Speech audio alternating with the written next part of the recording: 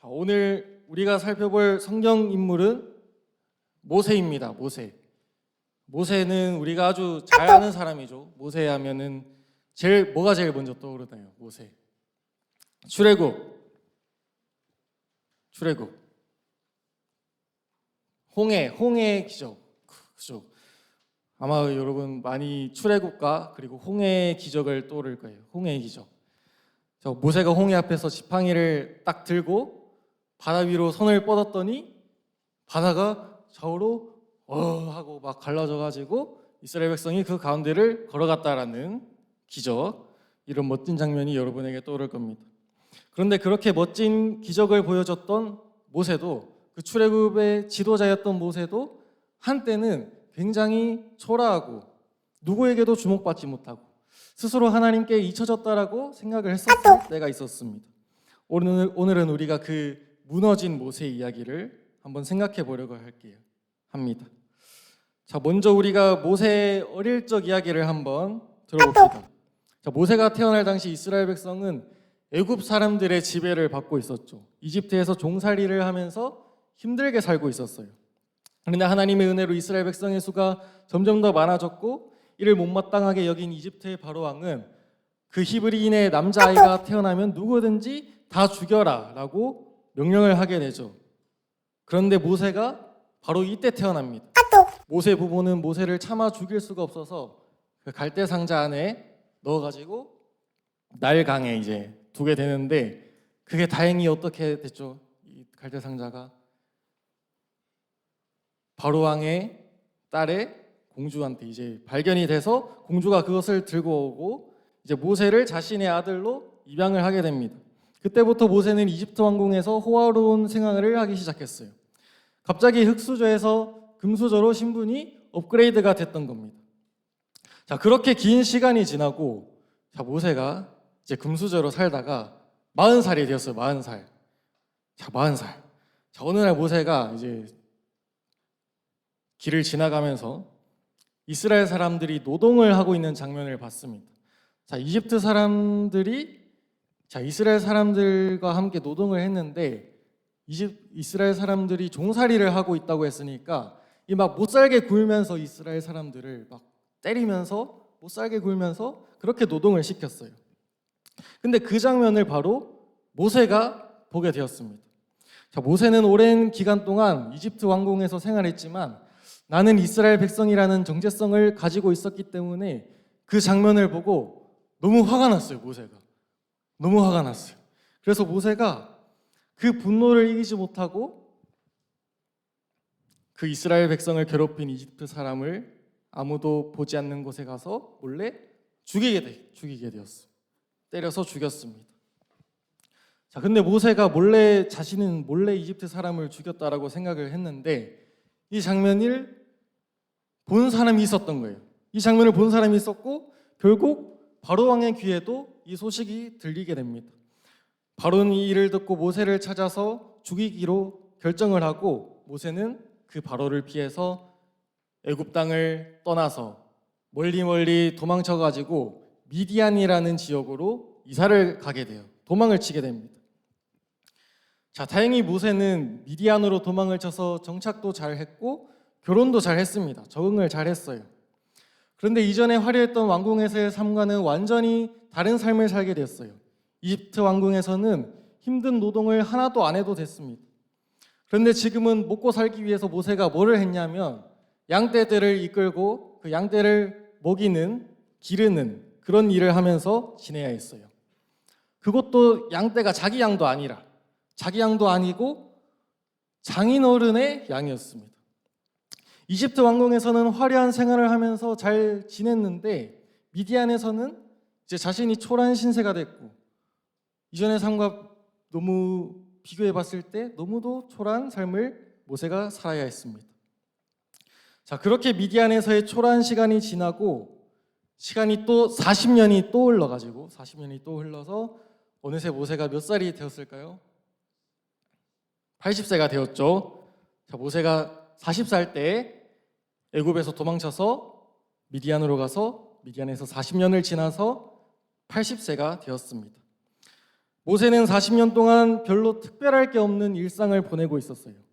40년 내내 뭐만 했냐면 그냥 양떼만 돌보면서 뭐 특별할 것도 없는 그런 일상을 보내고 있었던 거예요. 자, 이 모세가 살던 그 미디안 지역에는 떨기나무가 많이 있었습니다. 오늘 말씀에 등장하는 떨기나무, 굉장히 흔했던 나무예요. 자, 이 떨기나무는 광야에서 아주 흔했던 나무지만 별로 쓸모가 없던 나무였습니다. 목재로 쓰기에도 좋지 않고 열매가 나지도 않고 그저 땔감 정도로만 쓰이는 하찮은 나무였어요. 별로 튼튼해 보이지도 않고 그냥 툭 건들면 부러질 것 같은 나무가 떨기나무였습니다. 자, 모세는 이 떨기나무를 그 40년 인생 동안 지나다니면서 수없이 많이 봤을 거예요.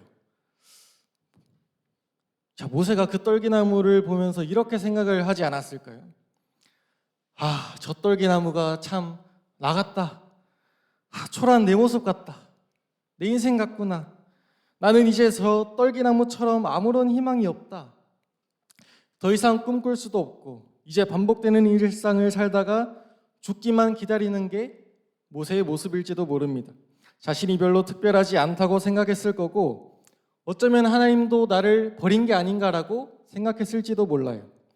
모세는 삶의 의미를 더 깊이 찾기가 힘들었을 거고 그냥 그렇게 하루하루를 흘러보내면서 살고 있었습니다. 자, 그러던 어느 날 모세가 평소처럼 양떼를 이끌고 산으로 가고 있었습니다. 모세가 산으로 가고 있어요. 양떼를 이끌고. 그런데 길을 가다가 저기 갑자기 보니까 맨날 보던 떨기나무에 불이 붙어 있는 거예요. 불이 붙어 있어. 아니, 이게 무슨 상황이지? 왜 불이 붙어 있지 하고 모세가 가까이 가서 보니까 떨기나무에 불이 붙어 있는데 이 나무가 타질 않는 거예요. 여러분, 이게 말이 됩니까? 자, 나무에 불이 붙었는데 나무가 안 탄대.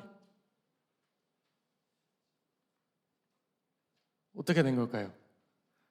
자, 과학적으로 말이 안 되는 이야기죠. 자, 그래서 모세가 아무리 봐도 이상하니까 더 가까이 가서 다가가서 그 나무를 쳐다봅니다. 아무리 봐도 이상해요. 평소에 알던 그 떨기나무가 맞다면 그 나무가 타서 바로 재가 돼버려야 하는데 하나도 타지 않고 계속해서 불이 붙어 있었습니다. 자, 그때 떨기나무에서 갑자기 무슨 소리가 들렸어요.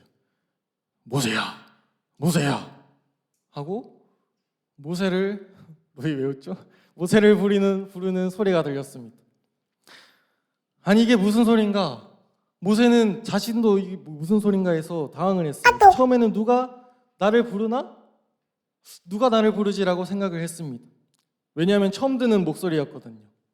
그런데 아무리 주위를 둘러봐도 자신을 부르는 사람을 발견할 수가 없었습니다. 그래서 모세는 이렇게 대답했어요. 제가 여기 있습니다 라고 대답을 했어요. 그러자 그 떨기나무에서 다시 목소리가 들려왔습니다. 여기로 가까이 오지 마라. 발에서 신발을 벗어라. 내가 서 있는 곳은 거룩한 땅이기 때문이다. 나는 내 조상의 하나님 곧 아브라함의 하나님, 이삭의 하나님, 야곱의 하나님이다 라는 목소리가 들려왔습니다. 모세를 부른 분은 사람이 아니라 다름 아닌 하나님이었어요. 하나님께서 그 떨기나무 불꽃 속에서 모세를 만나주셨던 겁니다. 자, 그러면 왜 하나님이 그 떨기나무 불꽃에서 모세를 만나주셨을까요? 그 이유는 하나님께서 그 장면을 통해서 모세에게 보여주고 싶어 했던 것이 있으셨기 때문입니다. 이 떨기나무는 무엇을 의미하냐면 모세를 의미해요. 모세. 초라하고 아무런 쓸모없어 보이고 보잘것없는 모세를 의미합니다. 그리고 그 떨기나무에 붙은 불꽃은 하나님을 의미해요. 그러니까 이 떨기나무에 불꽃이 붙였다는 말은 무슨 의미냐면 모세에게 하나님이 찾아오셨다는 의미입니다. 그리고 그 불이 꺼지지 않고 계속해서 붙어 있었다는 것은 모세에게 하나님이 영원히 함께할 거라는 것을 하나님이 보여주신 거예요. 초라한 양치기 모세가 아무도 신경 쓰지 않던 떨기나무 앞에서 하나님을 만났습니다. 누구도 주목하지 않았던 모세에게 하나님이 다가오셔서 모세의 이름을 부르시고 나는 너의 하나님이다라고 말씀하셨어요. 모세는 그날 자신의 그 존재가 잊혀진 게 아니라는 것을, 하나님이 나와 여전히 함께 하신다는 것을, 그리고 자신의 인생이 끝난 게 아니라는 것을 깨달았을 겁니다. 그런데 이 장면은 그냥 모세만의 이야기가 아니에요. 하나님은 모세처럼 우리를 지금도 그렇게 만나고 싶어 하시는 분이십니다. 하나님께서 우리를 만나길 원하신다. 하나님이 우리를 만나기 원하신다라는 말, 우리가 굉장히 많이 들어온 말이죠. 그래서 우리한테 익숙할 수도 있는데 이거 사실 엄청난 말입니다. 기독교 말고 세상의 그 어떤 종교에서도 신이 먼저 인간에게 다가가는 종교는 없습니다. 불교를 봐도 그렇고 다른 종교를 봐도 그렇고 인간이 자신의 노력으로 신에게 다다르려고 하지 신이 먼저 인간을 찾아오는 종교는 없어요. 그런데 우리가 믿는 그 하나님은, 세상을 창조하시고 다스리시는 그 하나님은 우리에게 직접 찾아오셔서 우리를 만나기 원하신대요. 자, 그러면 하나님이 도대체 왜 우리를 만나기 원하실까요? 하나님은 그냥 하나님 할 일 하고 우리는 그냥 우리가 할 일 하고 각자 이렇게 적당히 영역을 분리해서 살아가면 되잖아요. 그런데 왜 하나님이 우리를 만나길 원하실까요? 바로 하나님이 우리를 창조하신 분이시고 우리를 사랑하시기 때문입니다. 하나님께서 우리와 함께하길 원하시기 때문이에요. 그리고 우리는 하나님 없이 도저히 살아갈 수가 없는 존재이기 때문입니다. 자, 그렇다면 도대체 우리가 하나님과 인격적으로 만난다는 말이 뭘까요? 하나님과 인격적으로 만난다.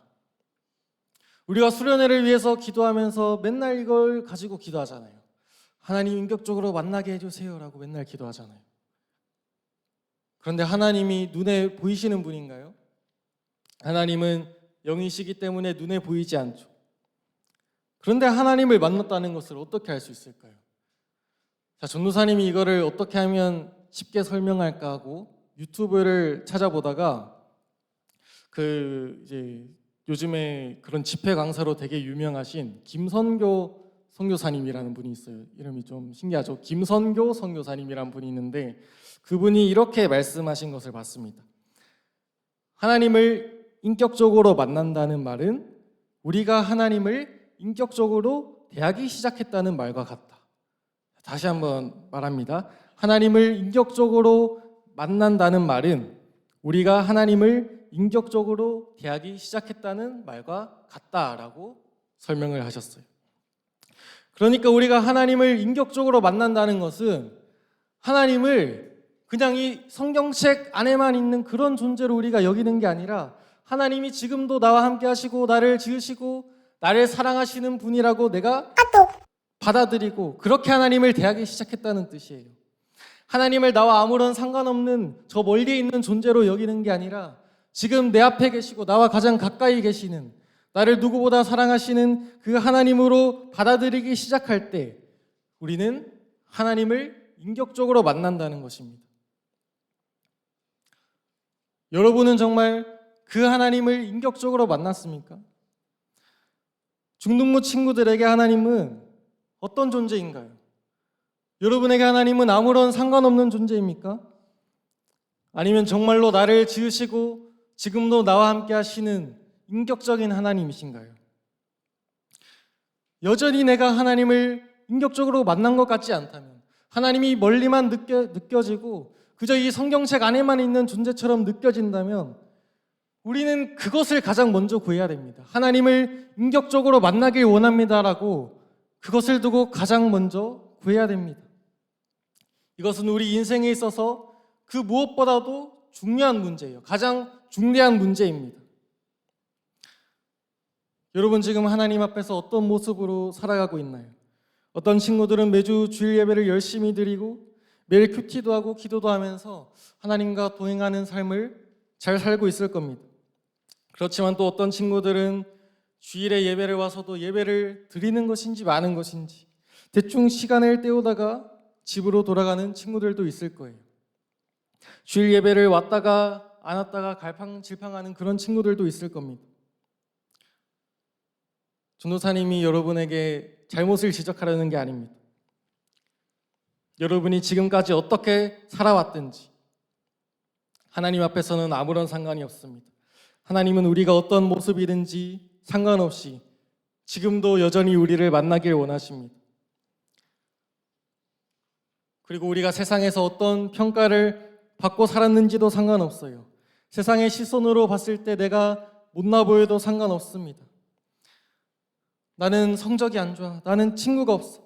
나는 인기도 없어. 나는 떨기나무처럼 별로 쓸모없는 사람인 것 같아. 그렇게 느껴도 아무런 상관이 없습니다. 하나님은 우리가 어떤 모습이든지 상관없이 우리를 사랑하시고 우리를 만나길 원하십니다. 이번 주 우리 중등부는 하늘꿈 잔치를 떠납니다. 우리에게 무엇보다도 필요한 것이 하나님을 인격적으로 만나는 것입니다. 오늘 우리가 앞서 찬양했던 주여 말씀하소서라는 찬양의 가사처럼